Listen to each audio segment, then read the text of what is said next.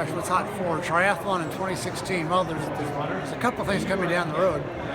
Number one, which has actually been going on for some time, but is promising to be really beneficial, I think, for triathletes, is that the price of power meters is coming down.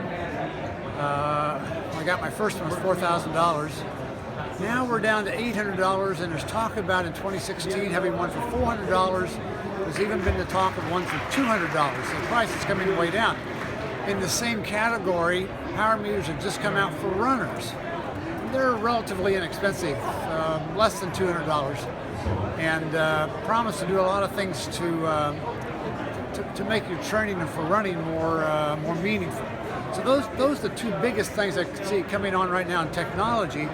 There are a few other things that are going on also that are kind of cool. There's a device being worked on right now that will allow you to measure which muscles are being used and how much that muscle is being used while swimming, biking, or running. Mostly biking or running. It'd be probably difficult to use in the pool, but it's pretty cool because it'll show you how the muscles are being used, like in your thighs. You're pedaling a bicycle. It'll tell you how much you're using a muscle. And there's so much stuff going on in technology. I could really spend the entire time just talking about technology because it's booming right now. There's just so much stuff going on. But there's some other interesting things happening.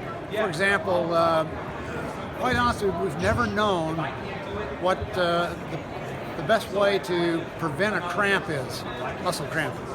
There's starting to be some stuff coming down right now that shows that it may have to do with something very unusual.